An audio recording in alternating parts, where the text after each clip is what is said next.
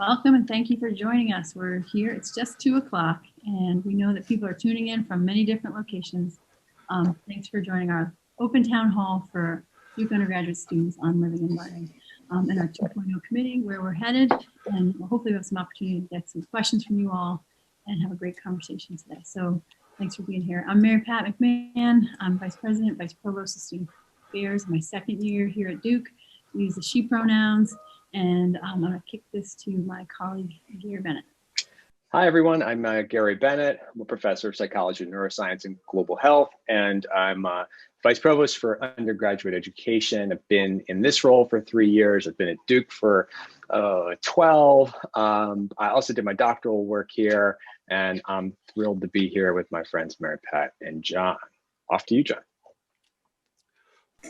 Hello all, I'm John Blackshear. I'm the Dean of Students, the Associate Vice President for Student Affairs, and Associate Vice Provost for Undergraduate Education.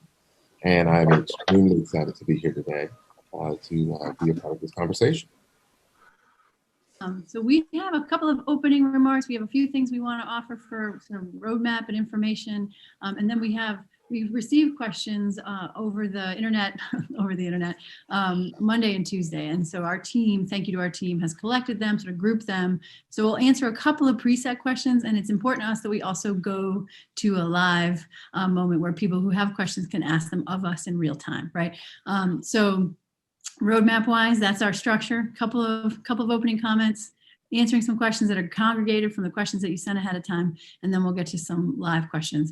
I will say that we are, we're going to have certain things. Some of the questions are logistical, right? And some of the questions are about sort of what's going to happen in XYZ situation.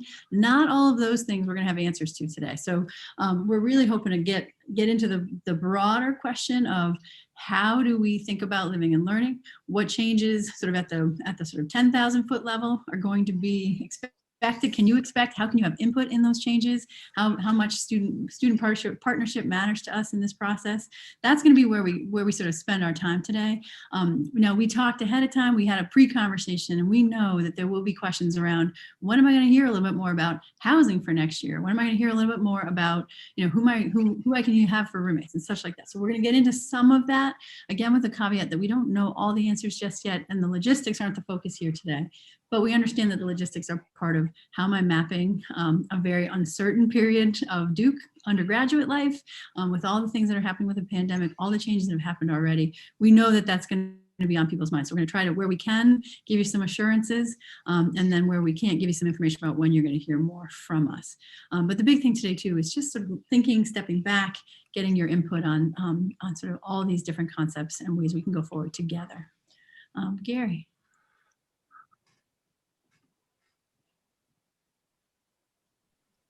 You would think that after 8-9 months, I would know how to take myself off mute, but here we are. So let me start this way. I think each one of us is going to just kind of give you a sense of why we care about this issue and sort of what's animating us in this moment. And let me start this way. So I'm, like John, I'm a professor here and have been for quite a while, and I've had the luxury of teaching in a couple of different places, and there's a way in which we faculty become heavily invested in the idea that the university is primarily about what happens in the classroom. And we have an embarrassing array of riches in the classroom and in the academic space here at Duke. But let me be the faculty member who also tells you, we also really understand that where you live, how you live, with whom you live, what you do outside of the classroom is just critically important to your entire undergraduate experience. That for me, what happens outside the classroom arguably is more important in kind of cementing your learning, giving you an opportunity to engage with your peers deeply, giving you leadership opportunities, giving you opportunities to really learn how to work with folks who are very different from you and to learn how to learn from folks who are really different than you. It is just absolutely integral to everything that we hope to deliver in our undergraduate experience. And the loss of a really rich residential experience of the type that we normally provide has been really, really quite palpable during the whole COVID thing. And if anything, I'm more passionate about that today than I have been in the past. There's one other thing, which is that I have the great luxury in my role of traveling around the country and spending a lot of time with Duke stakeholders, alums, donors, but a lot of folks in our alumni network. And one of the things I am constantly reminded of is that we are an extraordinarily young university. I'd argue that we're probably the youngest of the elite universities worldwide. And yet, if you had to explain how we got where we are, there are lots of potential answers to that. But for me, the foremost one is that we are here because of our people. And we're here because of the strength of that group of Dukies who came before you and the ones that will go past you. And yet the strength of that network is really built while you're here. That network is stimulated, it's kind of cultivated while you're here. And it's something that gets built in the places where you live. And I want to make sure that each and every Duke student from this moment on has the opportunity to participate in the creation, the cultivation, and ultimately can benefit from the strength of that network. And that's one of the reasons I'm especially passionate about all this work.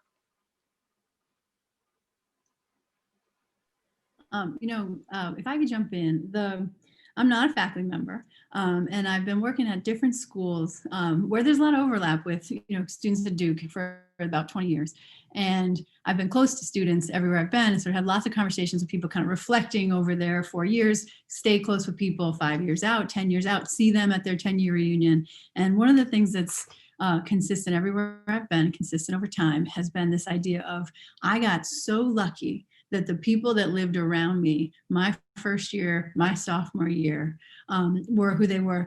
But I bet you, I've been asking this question for a long time, which is, and do you think you would have been friends with that person? Do you think that would have been, you would have found that person if they hadn't lived in your hallway, if they hadn't lived in your entryway? And people never really think about that, but they'll say, oh yeah, because we have so much in common. We have such a sort of we have so many things that we have for shared passions and shared experiences. They don't say it like that, but they say, oh yeah, because we were like meant to be friends. We would have found each other. And what I can tell you from being the person who assigns people into housing, being the person who sort of works with students and systems, is that if we're doing our job right, we are giving students coming in from all over the world, all over the country, all over kind of high school backgrounds, all over kind of academic interests, all over like identities that you carry and share and explore while you're here in your undergraduate. Formative time of your life is the 4 years, or more that you spend as an undergrad, because there's all kinds of decisions that you make to get yourself here. And then there's this whole other set of decisions that you make while you're an undergrad.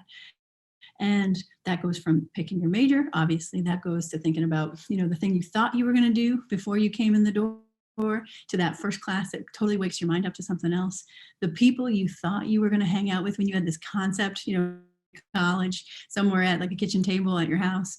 And then when you actually show up and who you find and who you really connect with, who you think you're going to connect with on the first day, maybe because they look familiar to you, they share your identities, they look like kids from your high school. And then what happens when you get deeper and further into the social and sort of learning experience of being here? So the living and learning environment of Duke, right? The whole premise of East Campus is that, we put the first year class together, sort of grow together.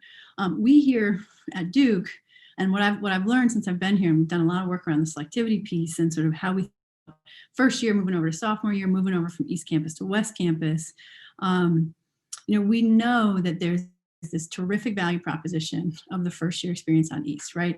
That there's this sort of, I've heard it described as a big hug, right? Like, there's lots of exploration, lots of energy, lots of time together, really sort of connectedness. And I've had this flagged to me by students since my interview coming to Duke, that the challenge is that there's this process, the tone, the feeling in the air and the tone of the place changes significantly those first 2 weeks in January. And I heard all about it. And then last year I walked out of my office in the Bryant Center one night and I saw it for myself, right? I saw West Campus open. I saw the SLG sort of doing recruitment night. I saw people down in sort of like on the terrace in the Bryant Center. You see this sort of, the energy just sharpens and changes a totally different way. The challenge that I see in that, I'll speak for myself, but our data speaks for this too, is that we have this sort of sorting hat process, if you will, in that sort of first year spring semester, where you live, who you're going to live with, who your people are going to be, is really tied to these sort of subset selection processes. And there's a there's an awful lot of people who end up going through that process, not necessarily doing the thing that they authentically want to do and really connecting to. Some people really feel very fortunate in the outcomes of those processes. More students than not, our data shows us this, feel that process kind of left them feeling like they ended up somewhere or they didn't, but it wasn't the whole fulfilling experience. And they get pretty disappointed in their Duke experience as part of that process. You know, that was the living and learning experience. I'm gonna let Gary sort of speak to that a little bit more. I'm gonna go back to my example for a second and say that those first years that I know that say, I would have found this person that lived upstairs, or that, you know, we both had Spanish, or we both sort of walked every day over to breakfast. I would have found that person a different way. Where you live in your first year and where you live in your second year in college sets you up for a lifetime of human relational support that sort of, it surrounds your career path, it surrounds your research path, it surrounds your relationships. It creates a sort of, you know, trajectory of opportunities and meaning and resonance that we want you to have it in a way that it's consistently available to the whole first year class, that it's consistently available to every Duke student, that there isn't sort of a tiering structure where some people that come through Duke get that and it's incredibly memorable, and other people come through Duke and feel like that door got shut in their face. It's not the way to go. It's not, that's not what the Duke proposition is. And we really want to sort of make sure that as we go forward, we're addressing the full needs. And we've got some pretty exciting plans for how we're going to do that. Gary, I might have stepped on your sort of your plan to sort of walk through NGLE, and I know John might want to chime in as a faculty in residence on this one too. Yeah. Yeah, so, you know, I'll just talk a bit about the next generation living and learning experience, and we'll turf it over to John. And, you know, I'd say, let me start by saying that discussions about Duke's living and learning environment are not new. These are things that have been discussed for a long period of time. And I think for any of us who've been around for a while, we know that there have been student-led efforts, there have been staff-led efforts, there's been faculty engagement on these questions. We've talked to stakeholders around the country who've said, look, we've been talking about housing and living and learning for decades. And it's true, great universities should be asking themselves consistently whether or not we're doing enough to meet the needs of the students that we have in front of us. And so this comes in a tradition of us revisiting, in some respects, the ways that we live and learn here at Duke. So most recently, though, was the Next Generation Living and Learning Experience Task Force that was situated at the Board of Trustees. It started in 2018. And so what the board did was to set up a task force that was comprised of a wide range of stakeholders. So we have board members and staff members and administrators and lots of students. And then we met for about a year. I was a co-chair of the group with Betsy Holton, who was a trustee chair. And for a year, we did a really deep dive into Duke's living and learning experience. We looked at lots of our data. We looked at best performing institutions nationwide. We tried to understand how our data compared to other really well-performing institutions nationwide. We interviewed and we went out and we worked with 16 of our peers and tried to understand the active ingredients in their living and learning experience. And we had many, many, many, many meetings with students. We had about 200 meetings all in, some individual meetings, large groups, leadership, meeting with student leaders, meeting with individual students who don't occupy leadership positions. And we came up with a report that recommended a series of different options that the president, provost, and board of trustees could choose to endorse. These included things like building Duke's community into neighborhoods where we might be able to inject more academic resources, more support resources, and more fun. We talked about enhancing faculty engagement writ large, increasing alumni engagement, building more traditions, building more opportunities for students to demonstrate leadership in their living and learning environment. And from there, we got the endorsement of the president and the provost. They're fully behind this. The board of trustees is fully behind this. Mary Pat and I have presented a model for how we might move this forward to the board of trustees. We've talked to alumni groups nationwide. We've continued to talk to students through this entire process and continued to take their input. And that is sort of culminated in this moment where we're moving towards implementation, situating a new committee that will begin to really think about how we're going to build this with a distinctly Duke air. So with that, maybe I toss it over to John for a second.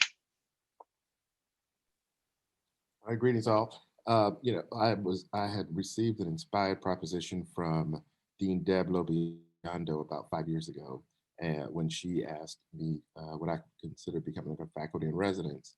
And my family quickly jumped on board. We sold a fabulous house in downtown Raleigh, and we moved into a dorm. And one of the things that struck me right away was that I began to learn more about Duke students than I ever had gathered in the 14 years prior to that. Living proximate to students allowed me to see a greater diversity of students, not just the students who sort of either came to my classes or bubbled up to me in some other way. And then we began to have, build community in the dorm spaces that I lived in. And the other thing that struck me is students from all sorts of backgrounds found each other. And they found each other through these community building efforts that had nothing to do with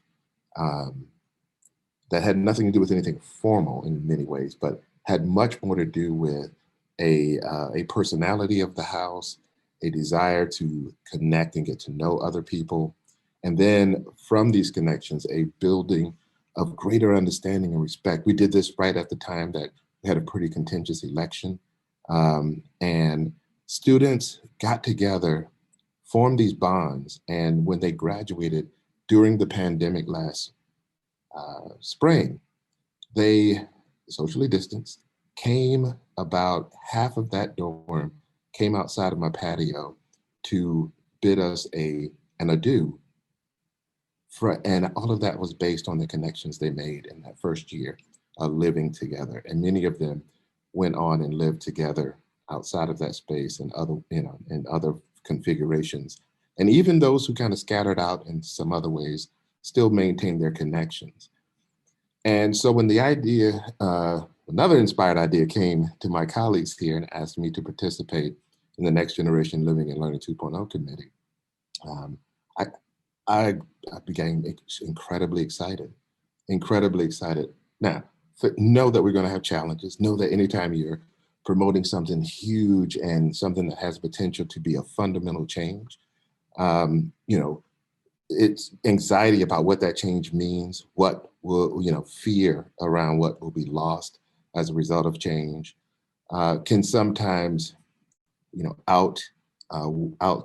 outsize the understanding of the potential to create these incredibly new and exciting and joyful ways of connecting among our students. And so the committee that has come together, you should know that this committee truly cares about the experience, the academic, the social experiences of our students all across the board. We are highly committed to every single student looking back on this place and marveling at how wonderful being here was for them. We know that right now, there's a great deal of diversity in how students feel about their experiences here at Duke. Some students feel incredibly left out. Some students feel unseen. Some students feel like they found their magic home. Some people feel like they know they're in the right place and this place fed them really well. And we want all of our students to walk away with that same sort of feeling about this place, with that same sort of understanding that Duke delivered on its promise to provide a transformative education. Our process will be constructive. It's going to be iterative. We're going to include your voices in the work that we do. No one on this committee believes they have the answer. We believe, though, that the answers will come together in our efforts, in our deliberations, as well as our conversations across the board. And myself as a co-chair and your co-chair, Linda Zhang, who is a Duke alum, the class of 2020, care incredibly deeply that you get the maximum out of this endeavor we call Duke University. And what we want to do right now is play for you a message from your co-chair, Linda Zhang.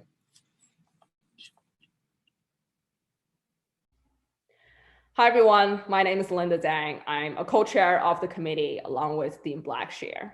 While I couldn't be with you all today, I want to record a short message explaining who I am and why I'm excited to serve on this committee.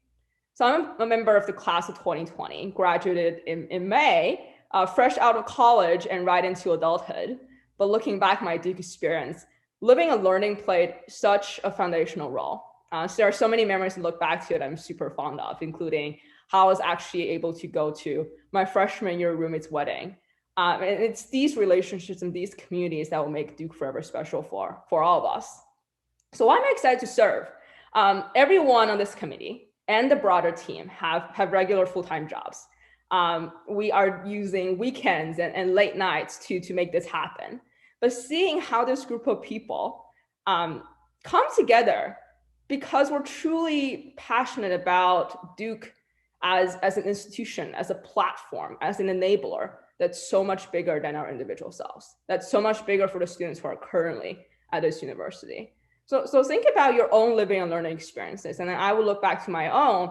There are some outstanding ones, and there are some great ones, some good ones, and there are some that are less than good.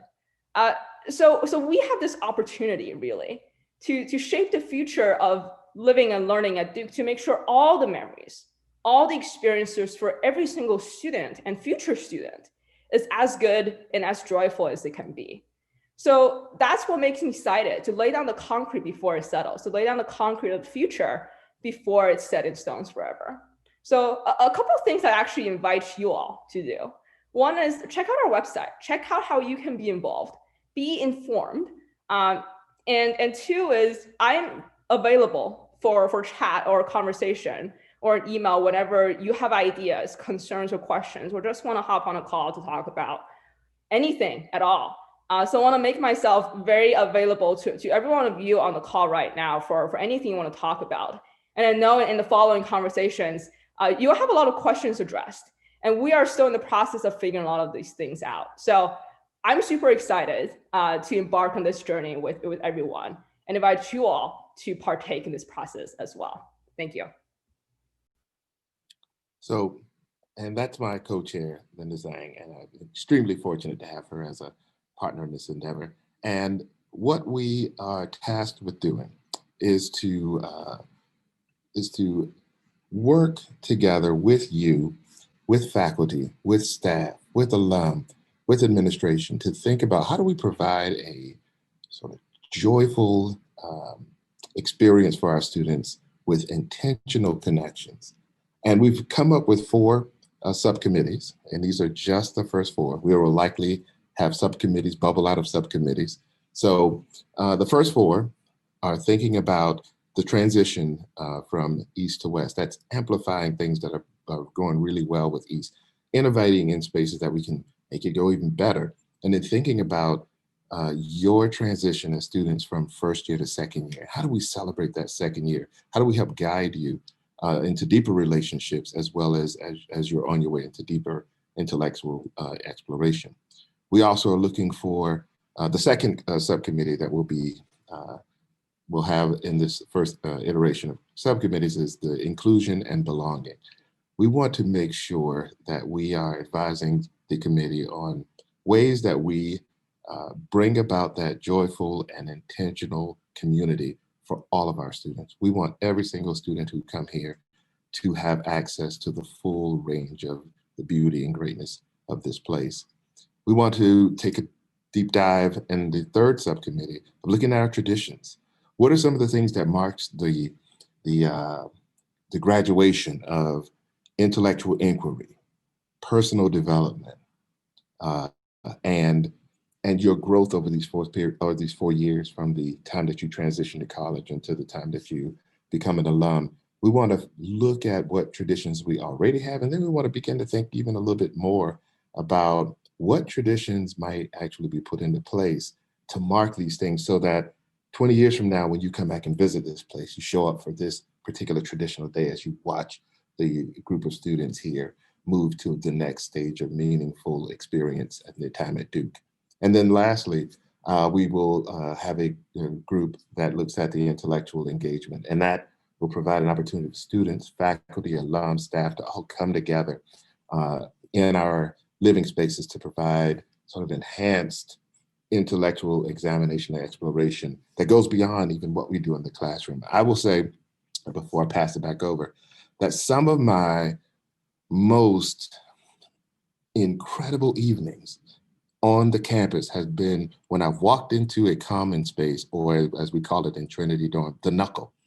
and happened to stumble upon some deep conversation that students are engaged in. And I plot myself down there to become like, you know, the old sage that sits in with these conversations. And I always leave so full of energy, no matter how tired I might have been when I got there, so inspired and really, really happy to watch students from different perspectives, different academic interests, different financial backgrounds, different ethnic groups, different countries of origin, all sitting around, you know, sharing in the intellectual enterprise in that casual living space.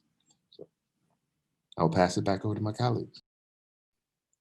All right, so we thank you, John. That's fantastic. And thanks to Linda for making the video. She's got a pretty significant day job. So the fact that she's taking this on with us, we really, really appreciate her. The next thing we're going to do is, I mentioned that we kind of pre-selected, we had a whole bunch of pre-submitted questions, and we grouped those up a little bit. Chris Rossi is the Assistant Vice President of Strategic Engagement and Student Affairs, and he's going to be behind the curtain or maybe on the screen and asking us those questions, asking us a sampling of those questions, so that we can sort of respond to some of the things that came in ahead of time. I know we're still getting questions in the live Q&A when Lauren's keeping track of those as well. So we'll get to those in a few minutes, but go ahead, Chris. Yeah, thanks, Mary Pat. Thanks for the introduction. Thanks for letting me be here. So I'm going to take us through a couple of questions that were submitted earlier, and just an encouragement for those of you who are joining us to please feel free to use the Q&A function and submit those questions, and we'll make sure we get to those. So the first question that we received from quite a few people was just who is involved in some of these initial decisions and who's making the NGLE committee decisions, and also are students involved in how? Maybe I'll just walk back to the Next Generation Living and Learning Task Force, again, the most recent iteration of discussion around the living and learning experience. And you know, as I mentioned then, there's a multi-stakeholder group, which means that it included trustees, faculty, staff, and students, and then included opportunities for student input through the duration of that process.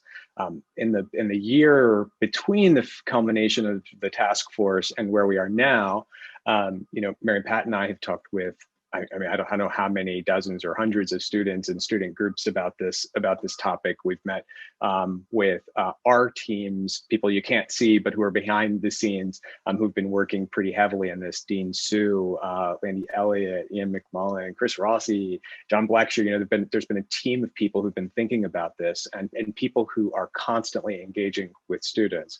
And now, as we're on the precipice of this 2.0 committee, you know, the 2.0 committee, again, is a multi-stakeholder group, which includes faculty, administrators, lots of students, and with the explicit goal of really trying to make sure that we have a good sense of kind of what the opportunities are, what students have experienced, and what our alumni have benefited from. So let me just say that that student involvement, student feedback is core to this whole proposition, both on the committee itself. There will be structured opportunities you're going to hear about today for more feedback, and we look forward to it. We welcome it. If there's anything that I know I can say about Mary Pat, John, me, Chris, it is that we welcome student feedback in all of its forms whenever we have an opportunity to receive it. And so we thank you in advance for offering that to us. I'll jump on and say, yeah, thanks Gary for that, and say that, you know, I think the question around who makes decisions at Duke has been one of the themes of a lot of the student interactions that I've had over the pandemic, right? Because there's so many things that are happening that are different than what a typical year would look like. And I think the NGLE 2.0 group, similarly, there are changes inherent here that are probably more significant in their scope and reach and impact than a lot of sort of typical administrative sort of processes and decisions, right? So I think the who, in my opinion, on sort of how we get somewhere meaningful from here is the more voices and the more iteration and the more sort of connection with current students about their current experience and what they would like to see for themselves and for the people coming behind them is the way that we're going to get to decision making, right? Having, you know, I could sit down and sort of write up a plan in the abstract and say, this is what, if you cobble together places that have a first year experience, places that have a residential college structure, places that have living and learning, themed housing, places that have, other kinds of themed housing, we can come up with all kinds of things. But the thing that would be more helpful for us is for us to think as a Duke community together. And you'll see this language in a lot of the 2.0 materials, that is, what's distinctly Duke? What happens now that makes this place a place that people love for the rest of their lives? And there's a lot of it. And how do you sort of boil that down, understand it, capture lightning in a bottle? How do you think about it? Any kind of changes that we make, continuing that love for this place, right? How do you think about anything that we do going forward, being sort of organically connected to the sort of bones and material that create the community right now too. So that's really important to us. We talked to the undergraduate education committee on the board of trustees. We talked to the whole board of trustees, and they obviously became members of the board of trustees because they love the place. And they were really interested in how we were going to draw the through lines back to connect to pieces that are sort of distinct and that they're very proud of, that sort of characterize how they experienced and kind of lived and thrived while they were here. And that's going to be part of how we go forward too. So I guess I'm not answering the specific question as much as I wanted to, but I will say that it's a consensus-based process, right? Our goal is to have the community sort of work together, sort of to identify a way forward. The 2.0 group has got a big job in front of them. We are very grateful to them for taking on this particular task, but so does everybody else who's going to have input and sort of help us kind of process from here. But I come in real quick. The thing that really has been, and I do want to say this for folks who are who do have questions about the 2.0 committee, is we haven't been given, we've been given principles, we've been given guidelines, we've been given things to think about, but I don't want folks to hear this as something that is prescribed to us and we're going through emotion. The people who are joining this committee are highly committed to doing something incredibly innovative, something that is uniquely Duke. So that's why we're going to get all of this feedback from everyone, because we're not seeking to be like anyone else. We're not seeking to replicate what's taking place everywhere else, because we can't do that. We are who we are, and we're unique and special in that way. And we want to make this next iteration of living and learning at Duke reflective of that. And I just want to say that part out. And to the question that's been coming up quite a bit with having all voices included, yes, that means transfer students. I know how disorienting it could be to come into a place that seems like social life is stamped in stone by the time sophomore year begins and you're transferring in your sophomore year, your second semester, your sophomore year. How disorienting, how hard it can be to find community. Your voices will be a part of this. We want to collect those experiences so that we understand when we make our recommendations. Yeah, thanks, John. We had a couple of questions from transfer students in the chat, so appreciate you adding that point on. And I think part of Mary Pat's comments leads into the second question that we received quite a bit. Students, both past and present, have heard you all talk a lot about a quad model and developing a quad model.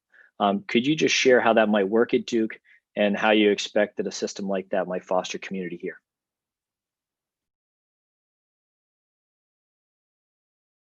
All right, I'm going to start on this. So the quad model idea, Gary mentioned that the sort of neighborhood was called for as part of the NGLE initial sort of working group and task force. In the work that I've done over time, the sort of core sort of community of an upper class campus or a returning students campus, right, non-first years, you have some shared amenities and you have a scale order where most of the people you're around, but you don't know everybody all that well, right? You have a structure of sort of advising and supports. If you can imagine the ways that we have first year experience supports right now, faculty and residents, affiliations with the Lilly Library, sort of partnerships across different sort of campus organizations. There's a whole structure in place for East. If you can imagine a lot of that moving over to West and having real depth and dimension, that's a quad model, right? So if you've got sort of a section of Cohan Quad is, or Cohan's too big to sort of give as an example. Let's pick Kilgo. if Kilgo Quad is a sort of residential community of, first years have an affiliation to it. Let's say I live in Allspa, and I know that my sort of destination as a second year student will be that I'm going to have a housing lottery process or a selection process of some kind. But my roommates, when I pick them, who are also from my first year resident space, we're going to go over to Kilgo Quad. Our destination is Kilgo Quad. We know that from the jump in our first year experience by virtue of where we were assigned in our first year space. Some of our faculty and residents and advisors and programming thinking about having alumni conversations. Maybe somebody was involved in a really crucial political campaign from 2020 and they graduated from Duke in 2017. And maybe they would come back and do sort of a campus talk in Page Auditorium, but also do something for Kilgo, right? So that, if I'm a first year affiliate with Kilgo, I can go to that event. We can sort of be part of it and then go to the bigger event on campus. The academic guides, as Gary was mentioning, which are really doing an amazing job right now. We're setting it up so the academic guides have West Campus-based offices, similar to the residential life staff, so that they can sort of know people. And when you have a question about, I think I want to do a global health major, I'm pretty excited about it, but I'm not sure how I should sort of sequence that against my pre-med stuff. I'm also thinking about my academic guide is right there. I walk past that person's office and get a chance to ask it, at a time, 4:30, 5:30 in the afternoon before I go over to dinner, right? So there's ways that you can have a quad model where the sort of built-in structures have just more dimension around sort of what I'm looking for as a sophomore, thinking about study away, coming back junior year, when I'm thinking about career programs, when I'm thinking about sort of job processes, really sort of intense decision-making points around sort of accepting job offers in September of my senior year. The Kilgo Quad model could have resources available to me and sort of opportunities for me to sort of unpack that right there on site, right? Or connected to the site. So the quad model involves is sort of a scaled and sort of manageable and deeply resourced sort of living and learning experience all 4 years. And the only thing I'd add to that is that it will be a distinctly Duke identity, right? So each quad, you can imagine having their own identity, their own traditions, their own handshake, their own paraphernalia. I mean, right, like the vision for this is that 10, 20 years from now, when you encounter another Duke graduate, the second or third question will be, what quad were you in? And so like we want them to stand on their own. We want students to hear the quad names and immediately understand the kind of traditions that they're about to become enmeshed in a way that just is really very distinctly Duke.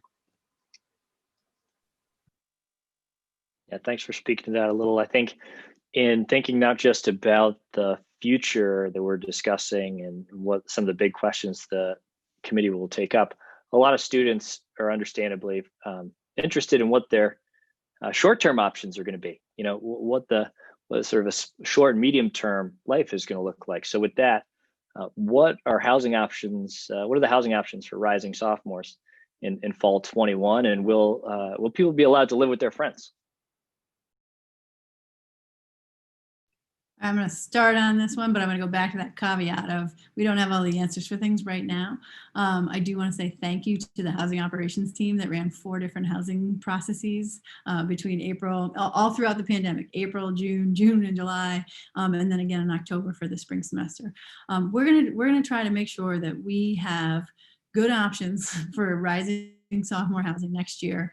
Students will be able to say, I want to live with these people. We want to come over, we want to come to West or whatever we have for an expanded footprint of housing together. It's going to be dependent on the pandemic. It's going to be dependent on what's safe. Are we going to have all singles in the fall? It's just not clear yet what we're going to have, right? So it would be a mistake for us to make too many sort of broad assertions about what it's going to look like in the fall just yet. The thing that I can say definitively is that helping students figure out where they're going to live, having good options, understanding, with whom they will live, and sort of having a chance to sort of form that community will give people plenty of lead time before they have to commit to anything.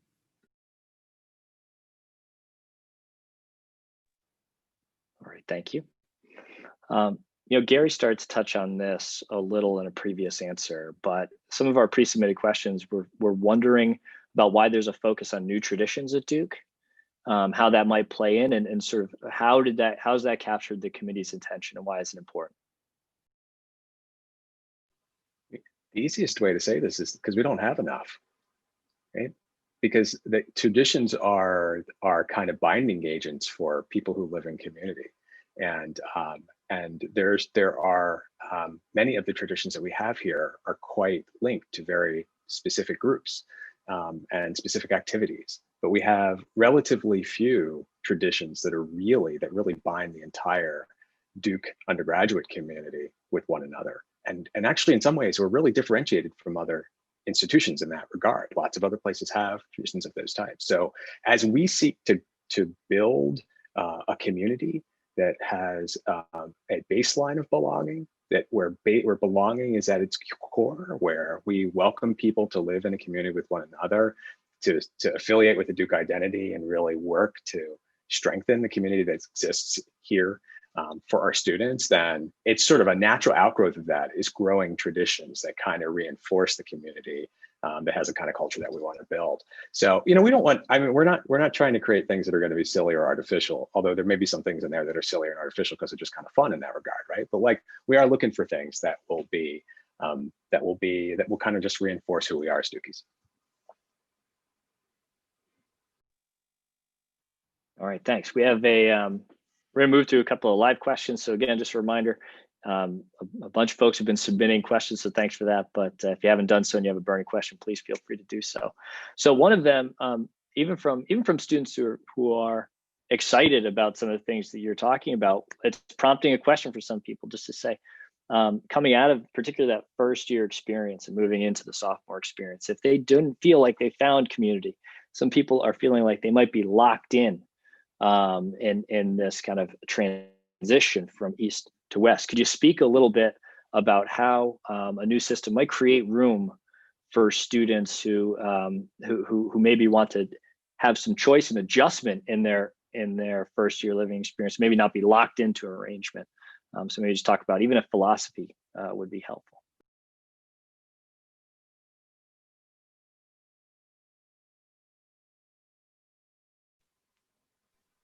I think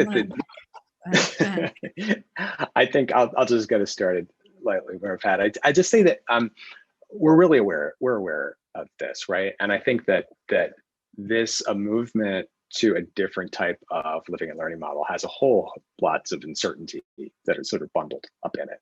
And one of the two things I want to say. One is that we will create options for students who have really good and reasonable reasons to not want to affiliate in the kind of model we're creating, or who for a range of interesting kind of affinity reasons or academic reasons might find their way to different types of residential arrangements. But a lot of that is really part of the work that the committee that John and Linda are co-leading. That's what they're doing right now. They're thinking about these things, both sort of what is this model going to look like? What are the potential points at which we may see an exit from kind of the default model. But I think what's really key to reinforce is that our goal is to make sure that the kind of default living and learning model at Duke is one that is joyful, one that is really emphasizes an inclusive residential community, one where we have this kind of baseline of belonging, one where people establish and can get aligned with a Duke identity.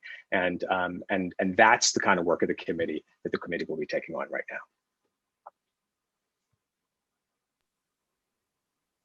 Great, thanks, Gary. And similarly, talking about, speaking about choice, right? We have a number of organizations and things with a residential component, SLG, selective living groups, both Greek and non-Greek, Greek organizations, all four councils, living learning communities. There's a lot of groups with footprints within our existing system. Maybe just to put it bluntly, is there a future for these organizations in this current model? And can you speak a little bit to how these might be enhanced or changed in some of the work that the committee is doing? Yeah, this is a great question. So we had a really good conversation on Monday night with NPHC, MGC, PanHel, and IFC, right? We had students from leadership across all four of those councils. And we had a good conversation, and there's also context here where people know that there was a movement to abolish Greek life at Duke, right? This summer there were petitions, there's sort of organizations, there's lots of energy around that, and that's happening sort of in a national conversation. the selective living groups at Duke, I'll put a public call out too to sort of, I'm still looking to understand a little bit more from students that are really sort of invested in the SLG processes myself, as far as sort of the depth and dimension of those non-Greek SLG opportunities, because I think that I'm still looking for sort of insight as to what the sort of substance and sort of ongoing sort of connection year to year in those organizations are. I understand that it's about where people live and how people might have social gatherings and sort of bring people over, but beyond that, I'm still trying to understand the sort of the framework of the SLGs, non-Greek SLGs. So we met on Monday. I'm mentioning sort of that I'm still looking to understand the SLGs. Those caveats in place. Yeah, there's definitely a place for people to live together in formal Greek organizations, in SLGs at Duke, and to have, and I'm going to mention LSC separately, and to have the chance to be together. The part that we're trying to really reorder here, and this is what I said on Monday too, is where we have those groups positioned right now is that they're sort of first run, right? Like sort of first pass and sort of first pull of the community. So a lot of our community on West is really organized around those groups having sort of first sort of grab of this is the space and this is the sort of energy and this is the focus, right? And we're trying to sort of move that. One of the things we said on Monday is we're trying to make it so that everybody gets that sort of excitement and that experience and that sense of connection as part of their second, third, and fourth year housing opportunity.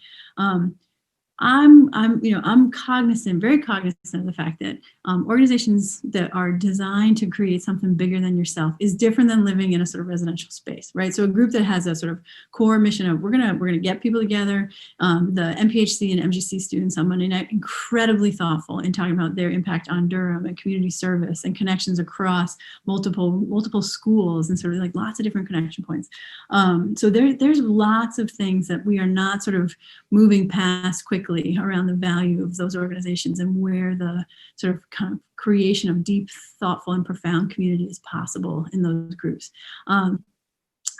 I think it would be a mistake for us to sort of say, we're going to start fresh without these groups together. It's important to me personally that we have partnership, we have conversation, we have sort of iteration with current leadership from those groups, and sort of thinking about where the sort of future sort of landing spots and sort of framework might be. I'm not sure I'm giving the best answer I could right here, but I'm trying to sort of, I'll sort of summarize it again. There's room for these groups. This is an important part of the Duke identity, the Duke experience. We are trying to rebalance the framework so that it isn't sort of an all or nothing on the residential section side in particular.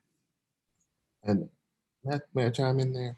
One of it was so illuminating to be a part of the conversation Monday night, and also to live on campus. And to see the great amount of anxiety that rips through the first year class about where they're going to live in their second year. I mean, it's you all remember it from your first year.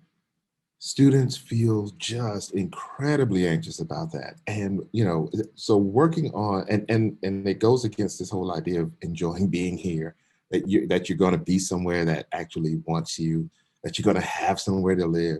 And it's really counter the sort of transformative academic and intellectual experience that we're trying to promote here as a value at Duke. And it does, that bumps up right against the selective living SLGs and Greek SLGs desire to continue to repopulate every year out of the first year class. And it's a very interesting tension. But I will say, and I hope that you hear this, that the things that the Next Generation Living and Learning Task Force is thinking about, those things that we are thinking about are so massive, really massive. You are a piece of it, and we are going to think about you as a part of this, right? That you are a necessary part of it. You are here as organizations, but the work is not about removing or diminishing or doing something to you. The work is really oriented to something so big, I guess is what I'm trying to say. It's not, this work isn't a subtext against selective living groups and organizations. Thanks, John. And I know we all talk about, we've been talking about SLGs and Greeks predominantly in this answer, but maybe for Gary, I know we all work with LLCs, maybe Gary could speak to how LLCs fit into the picture and fit into the future. Yeah. So LLCs are a really special and distinct feature of our living and learning environment. And one of the things that came out pretty clearly in both in the data, but also in the discussion for a couple of years ago in the first iteration of NGLLE was that there was a lot of excitement about the LLCs. The data suggests that students who are in LLCs find community, feel community, experience, have a better experience during their time here. And there's a lot of discussion about how we actually amplify that effect. There's students who decide to come together and to, around thematic areas of academic interest, take on really complex challenges and decide to live with one another and extend their classroom discussions into their residences. There's a very special kind of thing there that we want to try to make sure we protect. I'd say that what part of the goal of one of the goals that John just mentioned in that long list of things that the committee is going to be thinking about is sort of how LLCs can affiliate and can be integrated into the quad-based model.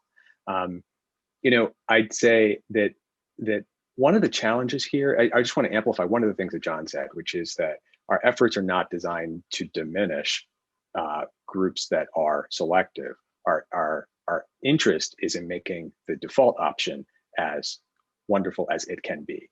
The hard work in environments like this is making sure that the core option, the default, is optimal. The easier work is in figuring out how to make distinct, hyper selective, smaller segments, smaller kinds of experiences really exciting. But at Duke, it has to be that the core experience that everyone does is great. And if we find ways for you to make a decision to go to a different model, like an LLC, it should also be great. But the core Duke experience just has to be special. So I'm going to just synthesize a couple of questions that are coming in live. I'm wondering if the three of you can speak a little bit about how selectivity and our diversity goals interact with one another. So in the sense that, hearing us all talk about a common experience in the first year that might be interrupted or at least influenced in some way by selectivity in that back half of the sophomore year. How do these things interact with the fact that we have organizations on campus that are defined as selective, that support underrepresented communities here at Duke, at a predominantly white institution? How are these things interacting with one another? What are some of our big questions in this area as we go forward with the committee? So, I'm gonna start from a place around sort of our residential life structure and sort of thinking about what our sort of community sort of work is. And I know that Gary and John are gonna want to jump in too. And it kind of ties into what Gary and John both just said around sort of like the primary sort of starting experience across all students. We really want to invest in that being something that is really profoundly impactful from when people arrive and all the way through their residential experience. A couple years ago, before I got here, I think we moved to having students live with one another. You can't pick your roommate ahead of time. And there was some really interesting stuff around, why you would do that. Some faculty members are really invested in sort of understanding that, research base behind that. There's a lot of benefit to the broader Duke community when people sort of don't sort of kind of come in and say, I went to summer camp with somebody, we're going to start living together. And we kind of replicate summer camp, from the first week of our first year, and then our sort of world is limited. Now, the Black Students Association came to me last year and said, Mary Pat, it's got to get better. We got to do a better job of making sure that if we have a residential experience where people live with a random roommate, that students whose experiences are less well understood by majority students, like have those experiences sort of like, kind of either adversely impacted, traumatized, or sort of really rendered sort of like just problematic on a day-to-day basis in your residential bedroom where you live, right? So we have work to do, and we address that a little bit more this year, again, in partnership with student leaders and student activists, because we need to have a residential experience where there is nuance, understanding, awareness of all the identities and all the humans that live in the space. And it can't be that the sort of most sort of one that designed, you mentioned the word PWI, right? So like a privileged white institution, there's a lot of things built into our structures that assume certain things about our students, right? And so one of my jobs is to make sure that meaningful inclusion and sort of having a broad Duke experience that is aware of all the different identities that people carry, responsive to, supportive of, and invested in the flourishing of all of our students, right? There's a lot behind that. That's why we have all kinds of supports and resources as we do. But the thing I'm trying to say here is you can work on investing in a sort of empathetic, thoughtful, nuanced, culturally sensitive, responsive community for all students. And you can make sure that you have residential spaces, you can have identity center supports, kind of targeted to clear resources and supports that also support, or an extension of that, and support students whose lived experiences are underrepresented here, right? I see them as sort of complementary goals, and I think the mistake we could make is to say we're going to have one big goal and we're going to assume all Duke students are the same. We're not going to do that. We are going to assume that we want sort of a baseline experience of meaningful inclusion for every single Duke student. We understand that there are additional supports, additional framework, and additional identities that people carry that we're going to support as well. I see it as a yes and. But I hear in the question, I think it's important to lift up that we got to make sure that we're taking really good care to attend to and understand the identities of our students, of all of our students, and that we're not sort of moving past those too quickly because they take time, attention, and real support. Yeah, I completely agree, right? We can do multiple things at once and we have to. And I think, one of the challenges I think you have, though, is that when you have early hypersegmentation where people move away from the kind of core Duke experience or core Duke identity and very early on decide to affiliate with with more segmented groups, it operates orthogonally with, I think, our goals of trying to create a large and inclusive community at the undergraduate level. Now, I completely agree with Mary Pat. We have a lot of work to do to make sure that we are adequately seeing, respecting, integrating the perspectives and the lived experience of folks from a wide variety of identities, and we will do that work. And at the same time, we want to try to allow that kind of folks to cohere and to like a core Duke identity early on, and then make decisions to try to engage beyond that with other groups that might be ordered by affinity. I guess the other thing I'd say is I'm not entirely sure why, at this point, why we would imagine that the changes of the type that we're describing are necessarily going to negatively impact many of the many groups here, right? I'm not arguing that the experience won't be a little different. I'm not arguing that kind of recruitment, retention, kind of programming, engagement strategies might be a little bit different. They may have to be a little better. But I don't see them as an existential threat. That's not our goal here. Our goal is not that. Our goal is to help to ensure that every Duke student feels a part of this community from day one until their end of the time here. Oh, Gary, end of their time here and beyond, right? Like yes, end of their time. All through. Yeah. So last question, just a couple minutes left. Just wanted to see if we could touch on what faculty engagement looks like in this model. What are some of the things that might be a little different? We referenced them earlier, but just wondering if we could expound on that just a little bit.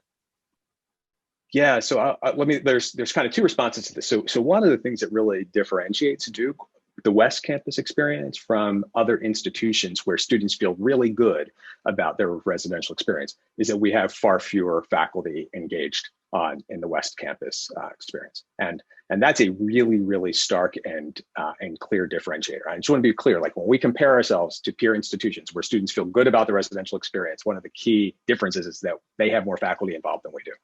And so we think it's important to get faculty engaged with students on West in a more robust way.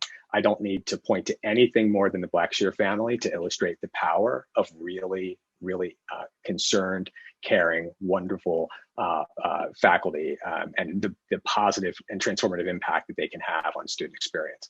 So we want to do this. We need to do it we're do it responsibly and in thoughtful ways. My colleague Ian McMullen has been thinking about this for more than a year, thinking about different ways. So I think the things that you'll see is that you'll see more faculty engaged in and around the Residence Zone West. You'll see you'll see more faculty, and you'll see them engaged in maybe sort of more nuanced ways. So you might have faculty members who are teaching a house course with a student, or a faculty member who's helping with the club, or a faculty member who's leading a program. Let me also say, I as a faculty member believe that, like, when you're at home, you're at home. And I hear the point that you don't want to necessarily be reminded of the intensity of the academic environment. You don't necessarily want the faculty member as trigger for all of the difficulty of being in this place. Like, that is not the intention. Like, we want you to rest and relax. If I'm leading a program, then maybe I'm talking about backup singing. Maybe I'm talking about Call of Duty Mobile, right? I'm not talking about my core research necessarily. Like, we want to be there to support you and to help and provide enrichment opportunities for you, not to stress you out. And I would say that real quick, that since this announcement has come out, faculty have been just reaching out, wanting to know how they might be included.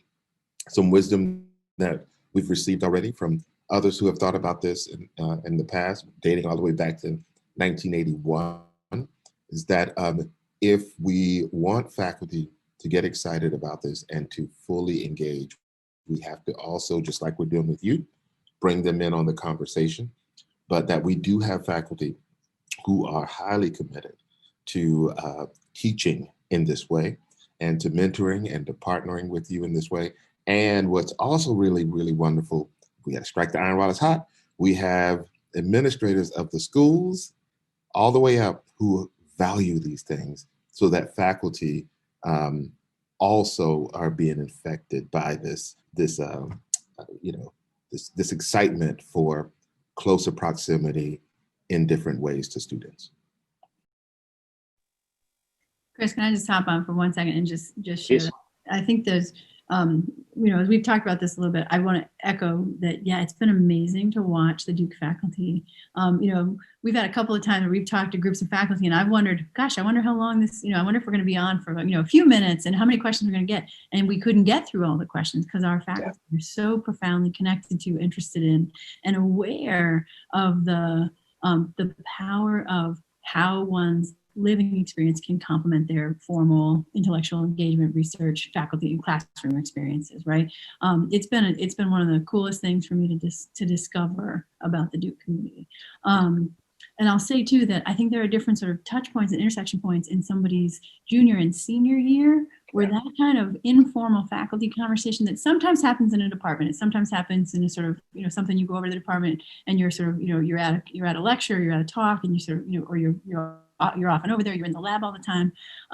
But this is one of those things that we can make significantly more consistently part of someone's sophomore, junior, senior year, both within your major and outside of your major, because you ask big questions. You're here at Duke because you love big ideas and you want to learn and you want to sort of thrive all the way through your 4 years.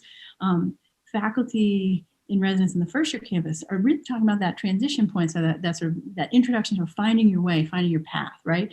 Big questions at the front end. We all know, anybody who's a second, third, fourth year student knows big questions don't stop at the end of your first year. And the idea of having sort of a sort of informal and sort of continuous relationship with faculty outside of your formal classroom setting, in a way that sort of you come back from an incredibly interesting Duke Engage summer and you've got some big questions and you want to think about doing something with those questions, having that sort of kind of component embedded in your residential living and learning is another thing that, boy, can you imagine what Duke would look like if you could think about these questions and sort of take them through your day in even more sort of robust fashion than we do right now. So I know that we are at time, and but you can see that we care about this deeply. We're excited about it. I'll just say, as a lot of your faculty members, myself included, have chosen to come to Duke because we care about undergraduates. It would be easier to be in other places that cared less about undergraduates if you didn't care. But many of us choose to be here because we care deeply about the undergraduate experience and want to be engaged and involved in more and robust and authentic and meaningful ways. And so we'll be looking for lots of opportunities for that. But with that, we want to thank all of you for being here. We know carving an hour out of your day is not an easy thing. So thank you very much. We're looking forward to your feedback. Please visit our website. I think it should be available in the chat and coming around via email to you. And immediately, as soon as we close right now, we're going to have a post town hall survey. It's going to come up on the screen. And we'd like to hear from students in our community, and we invite you to share with us any of your thoughts. The Next Generation 2.0 committee is getting started. They will be meeting now, and they'll be meeting for the duration of the semester, and there will be many, many more opportunities for you to provide feedback. So don't feel like this is your only chance. Thank you all. We appreciate you and your energies. Please respond to the survey, and go Duke.